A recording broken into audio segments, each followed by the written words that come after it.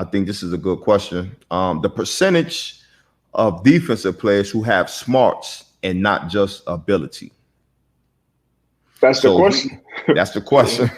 So the percentage part is going to be tough, but I'm gonna ask you, D-Buck. 11. You got 11 guys on the field. Yeah. On the defense, on the side of 11 guys on the defense side of the ball. Give me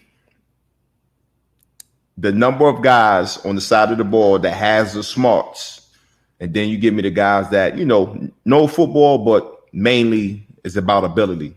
Yeah. Okay. Damn. So I think it's just levels. It's levels really, because it's a certain football one-on-one stuff that everybody pretty much knows when you want to be in that room. But then as you get older, you just kind of learn more things. You stack it on, probably prepare. I would say guys who kind of are at that level really can get other guys lined up and stuff like that. It's probably you got 2 or 3 of those guys on the defense. And if you got any more of that, that's probably a really, really good defense. So I think of like that San Francisco defense with Bowman and Willis, like that whole core, like that was a group. That Denver defense, Talib and Chris Harris, T.J. Ward, all the boys. The Legion of Boom. Like I feel like those guys, it was like 7, 8 guys who like were on that top level, and that's why they click and play like that. So I would say on average, you're probably gonna get 2 or 3 guys that really know, really, really know what's going on, and then everybody else is kind of their job is to get everybody else on the same page. Yeah, I can kind of agree with that. What you feel? I kind of agree with that. I would typically say, like you said, 2 to 3 guys where you can have a guy maybe on each level. Safety. Even corners, linebacker, and then on the D line.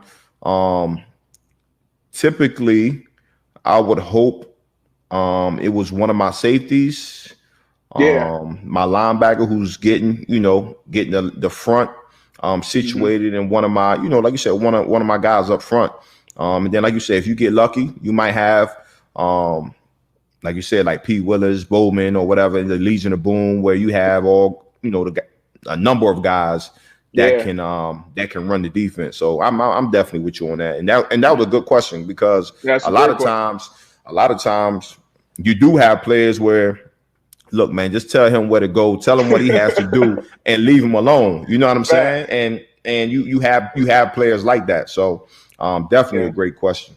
Yeah, for sure. So if I had to pick, just to piggyback on what you're saying, if I had to say, all right, you got 3 guys on your team who gonna know in your defense, I would want, like you said, a safety, because they're communicating to both the corners and linebackers.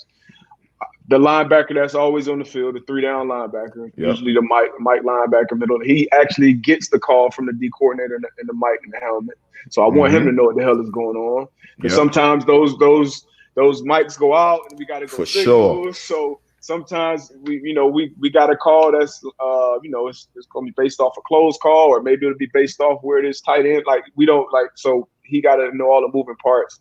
And then like you said, somebody up front, like Vince Wilfork was one of the smartest players I ever played with. Like he will watch film and he'll bring us in there on like a Wednesday or Thursday and be like, all right, look, I got to run past tail this week. Like, so basically if I'm in this stance and I put this up like this, it's a run, expect run. Or expect pass. So like when you got guys like that, those are big difference makers, man. But that's a great question. Yeah, great question.